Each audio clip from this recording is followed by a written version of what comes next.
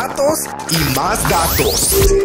Todo conectado a nuestro alrededor. Hacer la vida más sencilla alcanzando un futuro que nunca imaginamos. Inteligencia artificial. Artificial Intelligence. Internet de las cosas. Ciudades inteligentes. Blockchain. Estás escuchando Territorio Big Data. Big Data. By Big Data Magazine.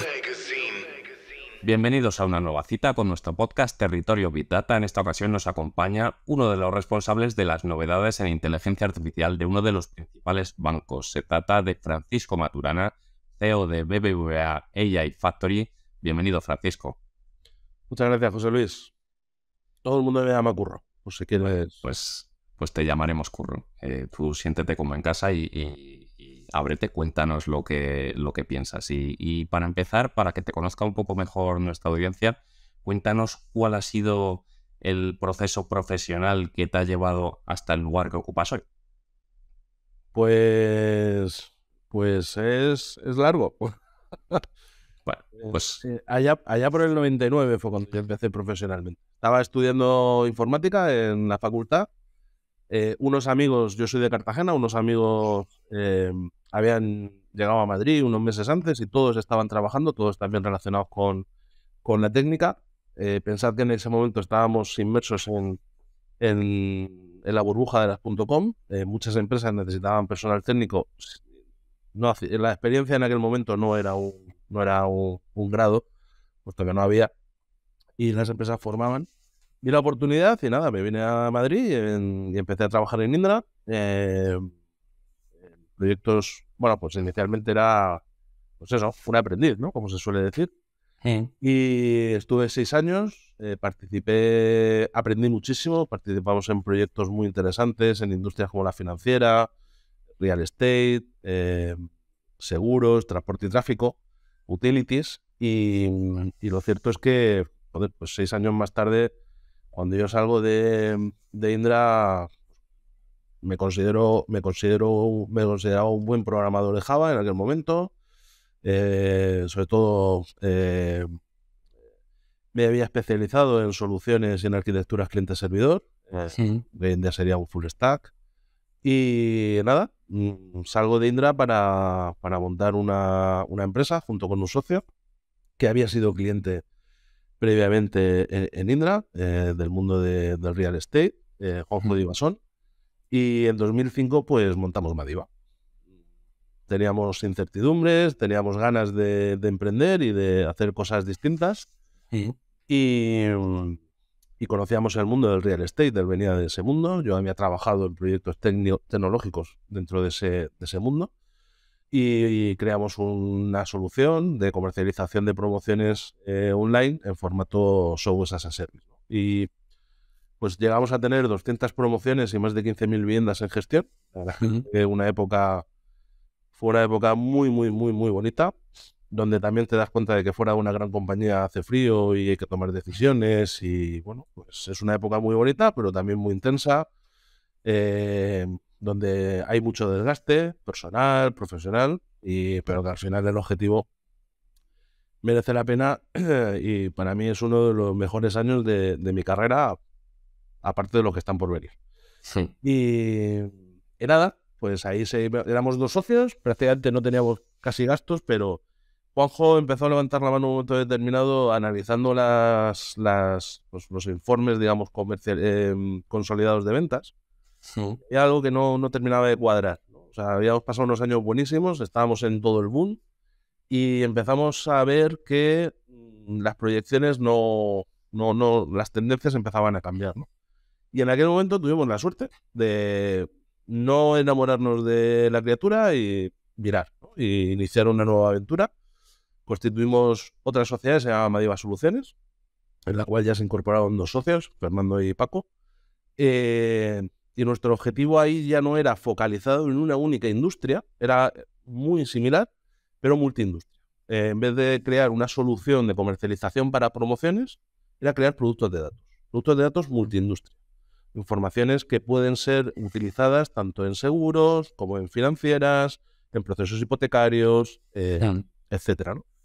Y nada, la verdad es que fuimos creciendo, tuvimos bastante éxito, fuimos yo creo que de las primeras empresas en utilizar Mashup, en utilizar agregación de datos públicos, en utilizar cloud. De hecho, cuando nosotros abrimos nuestra primera cuenta en AWS, en Amazon, eran 5 personas en España que estaban en Pozuelo. Y bueno, pues ahí fuimos construyendo soluciones, se creó un grandísimo equipo, llegamos a ser 13 personas y en 2014 BBVA, dentro de su estrategia de transformación digital, pues adquirió la compañía. Hicimos una due diligence bastante liviana, bastante sencilla, por ambas partes. Las estrategias estaban muy, muy bien alineadas, lo que nosotros hacíamos con lo que el banco necesitaba. Y desde entonces pues pasamos a pertenecer al grupo, trabajando en proyectos internos y intentando crear valor dentro del banco y dentro de las geografías o del footprint del banco, llevando soluciones como la de Valora a México, Argentina, a Colombia, algunos otros proyectos. Y nada, y ahí en 2019 pues paso a ser al área de data, se había constituido en 2017 y aunque Badiva estaba dentro del scope de data, pero yo paso de estar en la sociedad a ser parte del grupo y básicamente así es como he llegado al día de hoy. A ser el CEO de una compañía de un talento brutal, donde se están haciendo cosas súper, súper interesantes, que a ver si ahora tenemos oportunidad de ir comentando. Y nada, pues ese es un poco mi recorrido. Pues muy interesante, porque sobre todo hemos visto cómo llegas desde Cartagena hasta la actualidad y cómo has ido evolucionando siendo un valiente, saliendo de allí. Y precisamente esa experiencia previa te ha tocado manejar datos y sistemas tecnológicos de muy diferentes sectores. Es muy diferente manejar los datos, por ejemplo, en el real estate con lo que te toca ahora o lo que hacías antes pues con alguna aseguradora, has comentado, o con diferentes tipos de empresas, o al final es muy parecido todo. A ver, los datos en principio no entienden ni de género ni de industria, son datos. El género y la industria en todo caso serán atributos de esos propios datos. Yo lo que digo es que el manejo de los datos no depende del sector, o mejor dicho, no debería de depender del sector. Lo que sí que es verdad es que la tipología, la cantidad o la profundidad de los datos sí que pueden variar en función de los sectores. No es lo mismo una empresa como pueda ser Twitter o como pueda ser Facebook que una empresa como pueda ser, yo qué sé, Loterías Apuestas del Estado. En la generación, en el volumen de generación de datos. Y entonces eso te abre, o sea, las posibilidades son distintas. La profundidad que tú tienes de conocimiento de tus usuarios, por ejemplo en Facebook, no es la misma que puede tener Loterías Apuestas del Estado, donde al final lo que hay es una pequeña transacción, o una suscripción, o lo que sea, ¿no?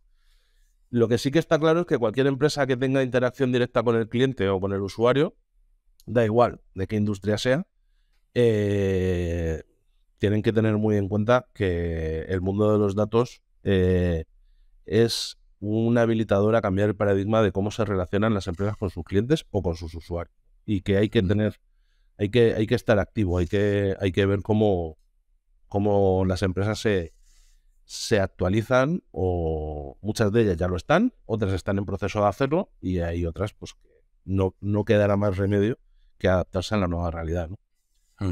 Primero porque los datos ayudan a entender y a mejorar una previsión, por ejemplo, como pueda ser la demanda. El número de clientes, el crecimiento en el número de clientes, la optimización de procesos. Creo que las empresas ya se han dado cuenta y no es una cuestión de industria, como preguntabas al principio, o de sectores. Yo creo que es una cuestión de estrategia. Y ahí yo creo que el cambio estratégico se está produciendo en prácticamente todas las industrias. Y insistiendo un poco más, pero cambiando un pelín la pregunta, En todos estos años de recorrido que llevas, imagino que habrás visto una evolución brutal en la concienciación de las empresas a la hora de manejar sus datos y de hacerlos eficientes. Habremos pasado del despreciar los datos al guardar todos como si fuera un Diógenes de datos a empezar ya a buscar la calidad del dato. ¿Cómo lo has vivido tú? Pues mira, aunque parezca curioso, nosotros siempre hemos vivido mirando el dato. De hecho, dejamos una sociedad o dejamos un proyecto que era muy rentable en ese momento porque empezamos a ver que había datos que no cuadraban y que había que tomar una decisión. Y eso lo hicimos en 2008. Todas las empresas hoy en día tienen una visión de que los datos son un activo, no son un pasivo. Sí que es verdad que hemos transitado por épocas en las que los datos, por temas regulatorios, como por ejemplo puede ser un banco, tenían que almacenar son fedatarios al final, ¿no? De que esa transacción se ha producido, de que ese importe estaba ahí, la trazabilidad del dinero, y había que almacenar una gran parte de esa información por temas regulatorios, pero no tenían un objetivo claro ni estratégico dentro de lo que es la propia compañía. Eso ha cambiado completamente. O sea, la capacidad de convertir un pasivo en un activo, precisamente en el tema de los datos, es un paso que están construyendo, o sea, que están dando todas las compañías. Yo recuerdo en 2010, con Madiba Soluciones, una empresa muy grande, cotizada en el IBEX, que el responsable de CRM nos dijo que qué le podíamos aportar nosotros si él era el dueño de los datos. Era el dueño del calabozo, tenía la llave, ¿no? Tenía la dirección y la contactación con el cliente. ¿Qué podríamos aportar nosotros? Nosotros le preguntábamos que qué sabía del cliente. Y me decía, lo que necesito. Vale. Con la dirección nosotros en aquel momento en Madiba éramos capaces de inferir tipología de vivienda, tipología de familia, superficie de la vivienda por medio de catastro. Éramos capaces de ver la antigüedad relativa de esa vivienda con respecto al entorno, porque no es lo mismo una vivienda de 2000 construida en el 2000 en una zona de 1965 a nivel de seguros que una vivienda de 1965 construida alrededor de una zona construida en el 2000. Éramos capaces de inferir cifra de riesgos orientativa, éramos capaces de inferir la liquidez implícita del inmueble. Nosotros lo que intentábamos hacer ver a nuestros clientes en aquel momento es que la información, cuando tú la almacenas en una base de datos, ya empieza a degradarse. En el mismo momento en el que se guarda, empieza a quedarse obsoleta. Entonces, uno de los grandes cambios es que hay mucha información que hay que actualizar diariamente ya y cada vez se invierte más en ese tipo de estrategias, ¿no? Y sobre todo de traer el feedback del cliente a esos datos para poder utilizarlos, tanto el implícito como el explícito. Si eres usuario de la app, haciéndote saber, tomando decisiones basadas en datos. Y sobre todo nosotros, que nuestra compañía se basa precisamente en crear modelos de inteligencia artificial alrededor de los datos, es un banco, es una industria en la que se generan muchísimos datos, tanto de interacciones como de transaccionalidad, y la oportunidad es absolutamente brutal.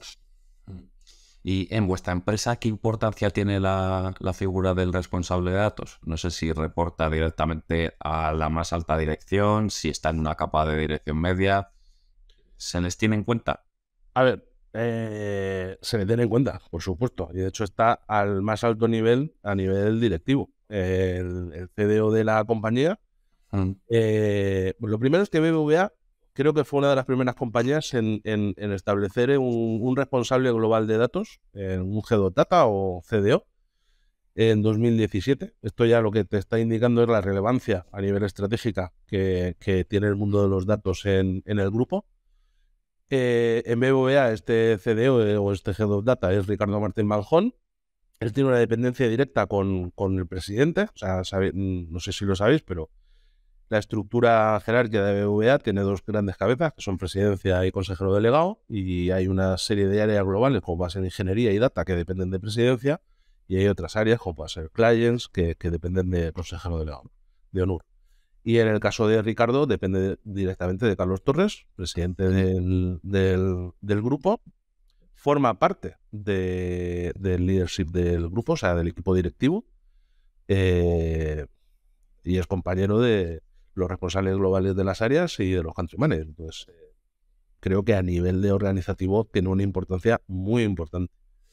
Y más que el hecho de estar en una posición, estar en otra, yo creo que el objetivo, ¿no? Yo creo que el objetivo que se ha marcado, joder, es crear una estrategia que convierta a BBVA en un banco que toma decisiones basadas en datos y que aprovechemos bien las oportunidades de esta nueva era, ¿no? No solo para nosotros, sino que el mandato es doble. Es generar estas oportunidades también para nuestros clientes.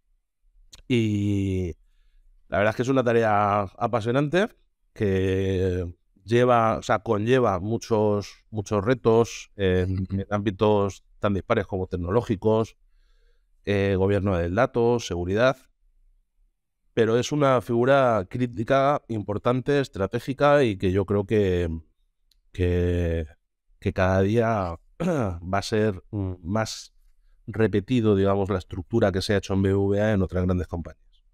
Y en BBVA AI Factory, ¿cómo impulsáis la implantación de la cultura del dato? ¿Todavía tienes departamentos que son reticentes o al ser una empresa nacida casi en el momento tecnológico ya viene implícito? Aquí tenemos compañeros que firman como artesano del dato en sus correos. No.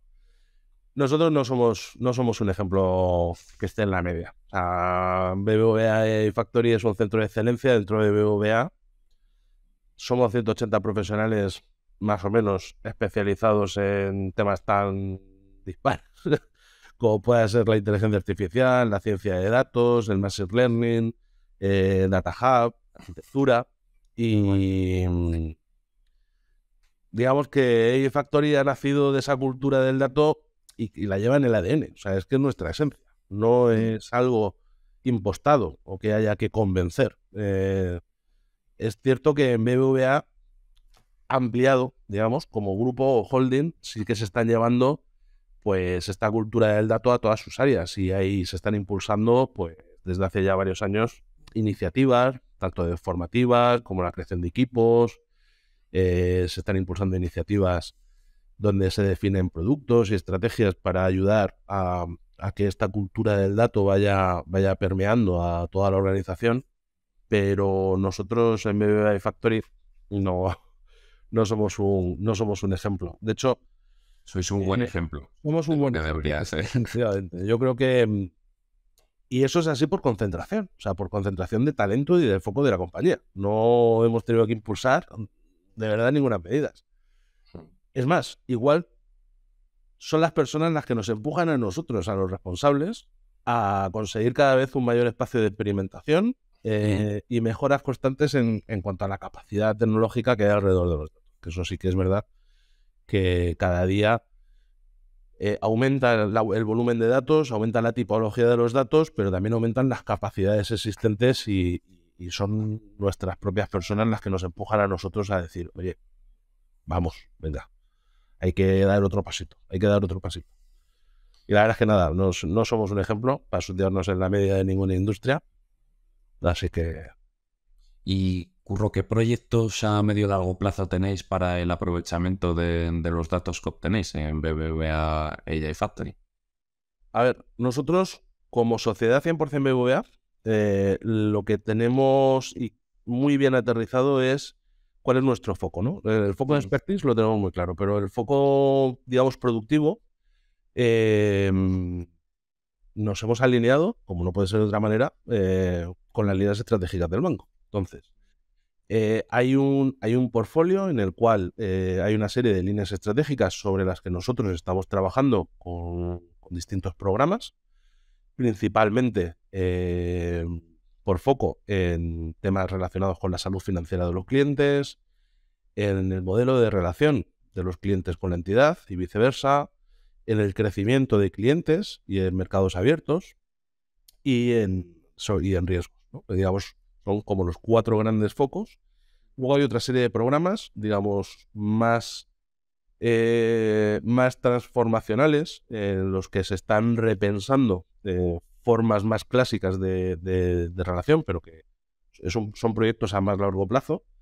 Pero básicamente queremos aprovechar los datos o las oportunidades que nos genera la analítica y la inteligencia artificial de los datos en las líneas estratégicas del banco. Entonces, en salud financiera, por ejemplo, para nosotros es importante que el cliente entienda bien cuáles son sus finanzas, generar o detectar situaciones que se salen de lo habitual, como puede ser una factura más alta de lo normal o una transferencia no que aparece por primera vez o una domiciliación más alta de lo habitual. Ahí lo que intentamos es hacer modelizaciones y proyecciones de forecasting y intentar ver cuáles son los momentos o las acciones o las transacciones en las que entendemos que debemos avisar proactivamente al usuario por si él quiere hacer una acción, ¿no? Muchas veces son habituales, o sea, son normales, pero en otras ocasiones no lo son y es un indicador muy adelantado de un potencial fraude, ¿no? Entonces se le da al cliente la información lo antes posible para que él pueda tomar sus mejores decisiones. Estamos... Sí, perdona. No, continúa. No, estamos trabajando, pues, generando también una información, o sea, datos, y explotando los datos en las interacciones de los clientes con el banco, ¿no? En el modelo de relación. Cuando un cliente se comunica con el banco, lo que queremos es entender bien qué es lo que necesita el cliente. Y si lo que el cliente necesita es un especialista hipotecario, es ponerle al especialista hipotecario lo antes posible. Que no entremos en una dinámica en la que tengas que ir recorriendo distintos funnels para poder llegar al especialista, sino entender muy bien la interacción y traerte al especialista en el momento lo antes posible, ¿no? Y intentar que esa relación tanto del cliente con el banco como la eficiencia, que también es importante, del banco con el cliente, llegar a un mix, a un buen balanceo, sobre todo teniendo al cliente en el centro de la estrategia. ¿Cómo es un día tuyo en la empresa? Un día mío en la empresa. Imagino que cada día de la semana y del mes cambiará, pero en una media. Nosotros aquí, ahora te cuento y hacemos un repaso, pero digamos que en una gran organización, esto no nos pasa solo a nosotros, hay meses que son pues como el Corte, ¿no? Los 8 días de oro o el mes de... Pues nosotros tenemos nuestros 8 días de oro cuando llega el cierre de los roadmap, cuando tenemos que planificar qué se va a hacer el año que viene. Estamos ahora mismo inmersos en una etapa de ese tipo. Por tanto, mi día a día ahora mismo es un poquito más complicado de lo normal, pero bueno, es una etapa que se pasa, es una etapa muy bonita porque estamos construyendo y estamos definiendo junto con los usuarios qué es lo importante sobre lo que se va a trabajar el año que viene, teniendo a nuestros propios clientes que son internos, definiendo cuál es su estrategia y nosotros apoyándola y viendo cómo podemos potenciarla. Pero mi día a día yo suelo llegar a la oficina en torno a las 8:30 de la mañana.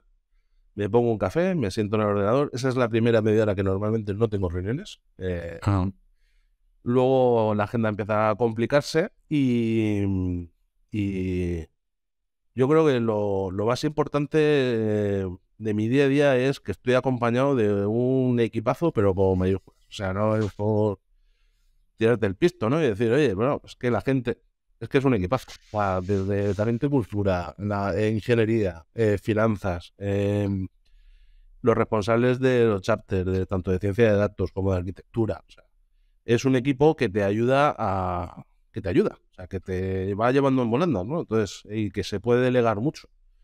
Nosotros en la eFactory lo que hemos intentado siempre es generar un clima de autoliderazgo, de tener espacio, de poder trabajar, y eso hace que sea sencillo. En retos, muchos, pues hay que coordinar proyectos que se están realizando aquí con el mundo global y local, donde realizamos como España, como Orcon Country, pero luego tienen que llegar a otros países como puede ser México o Argentina.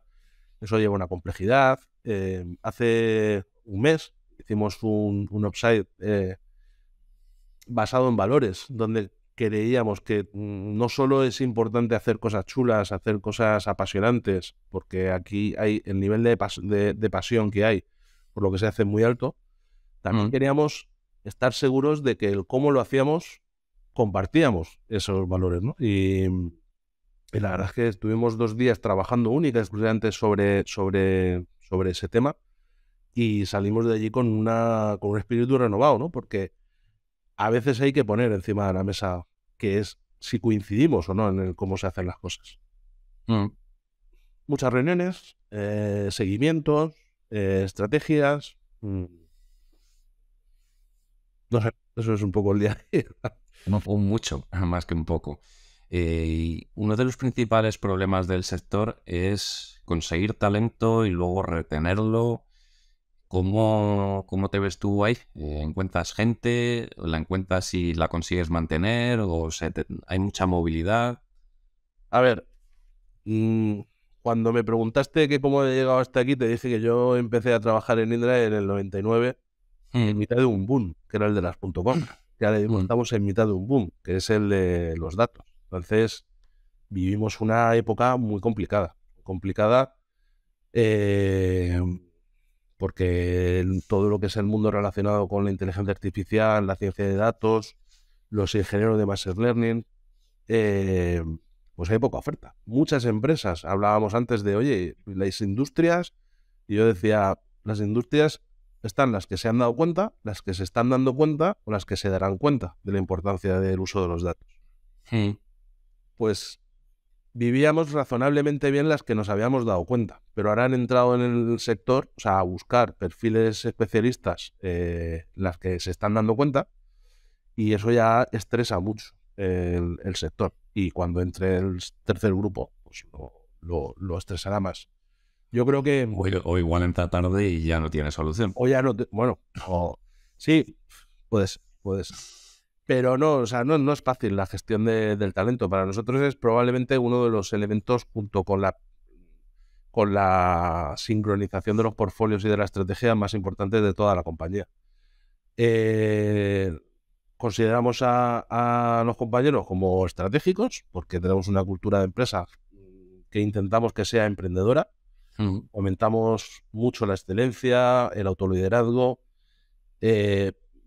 Nos parece bueno la autonomía e invertimos mucho en formación. Y nuestro objetivo principal es construir un espacio atractivo, retador, y que permita a los profesionales aprender cada día, ¿no? Que es uno de los mantras que yo he tenido siempre. Todos los días tienes que aprender algo nuevo. Más que luchar contra el entorno, o mejor, más que luchar contra el mercado, nosotros lo que estamos haciendo es construir un espacio que sea atractivo para estos perfiles. Y bueno, pues estamos en continua construcción, en continua interacción, pero creo que estamos consiguiendo crear ese espacio en el que empezamos a ser un referente, ¿no? De hecho, hace un par de meses, Fast Company, que es una revista, no sé si a lo mejor se puede o no se puede nombrar aquí. Se puede nombrar lo que se quiera. Nos recomendó, o sea, nos reconoció en su top 100 mundial de lugares para trabajar para innovadores.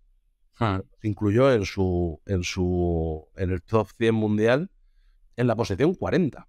Una empresa de 180 personas en España, en empresas como, o sea, con empresas contra Microsoft, o sea, compitiendo con Microsoft, ¿no? Hablamos de BBVA Holding, estamos hablando de BBVA y FAC. Y la verdad es que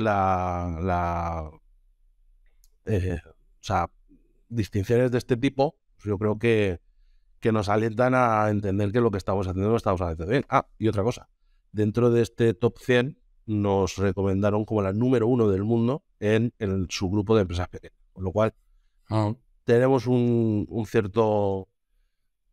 cierta tranquilidad en que nuestra estrategia está funcionando. Pero es verdad que el mercado está muy complicado, entonces es una realidad. Tampoco podemos salir a competir con el mercado, no podemos ir, o sea, el mercado está como está.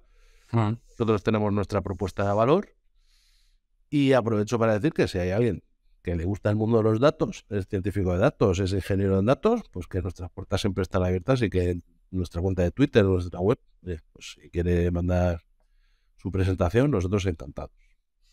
¿Cómo afecta el avance imparable diario y cada segundo de la inteligencia artificial en el manejo de los datos en vuestra empresa? Porque si te quedas 2 segundos parado, te quedas atrás. Sí, a ver. Vosotros vais por delante. Nosotros solemos ir por delante. O sea, nosotros solemos ir un poquito por delante. Y solemos ser los que vamos proponiendo algunas cosas que es posible que nos hayamos equivocado y que no valgan para nada, o algunas que luego pues, pueden tener un interés en algún área en concreto. Nosotros, sobre todo, creemos que donde podemos aportar mucho, y ya no solo Factory como sociedad, sino el propio banco como entidad, donde se está invirtiendo mucho es en la detección del fraude, en optimización de procesos. Ahí es verdad que si te paras, te quedas atrás. O sea, no hay probablemente lucha más feroz en cuanto a los tiempos que pueda ser la lucha contra el fraude. Siempre hay alguien que está pensando en cómo, y el banco tiene que estar continuamente evolucionando hacia nuevas técnicas de detección y sobre todo de protección al cliente. Luego también en otro tipo de servicios. O sea, BBVA es una organización data-driven, con lo cual llevamos muchos años recorriendo un camino de transformación en torno a esta tecnología y se plantean muchos retos. Así que, bueno, pues nuestro foco es crear soluciones, estar siempre un pelín por delante. Por ejemplo, nosotros implementamos...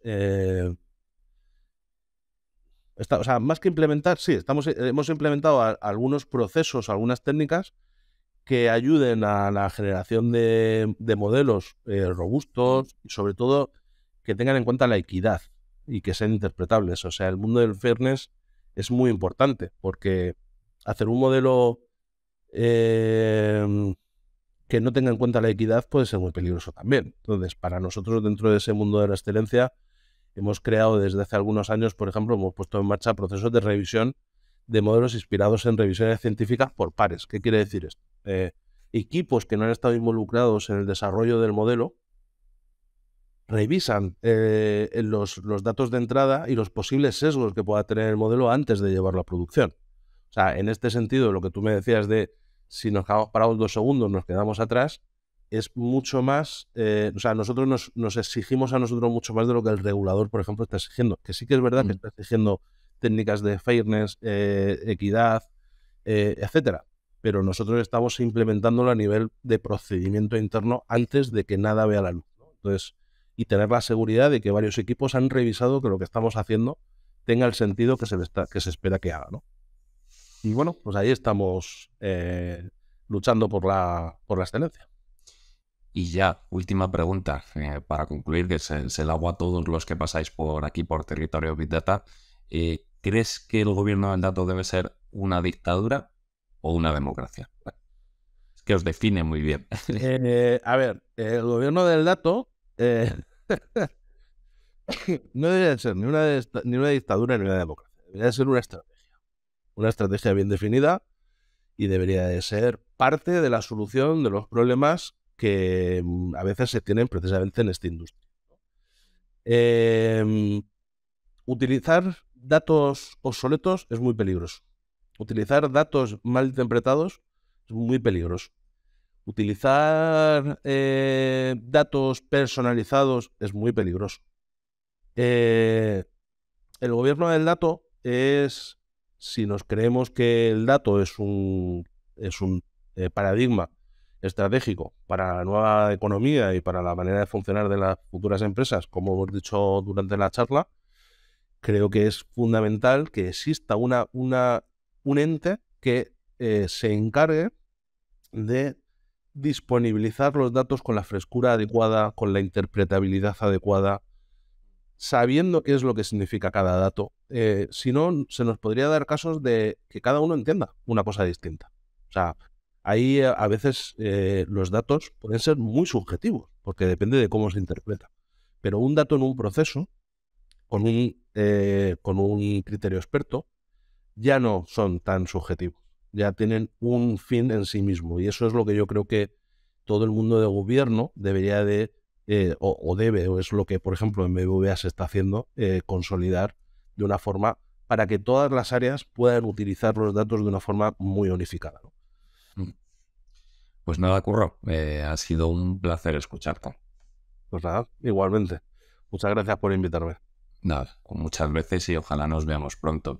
Muchas gracias y a vosotros también gracias por escucharnos y leernos cada día en vitatamagazine.es.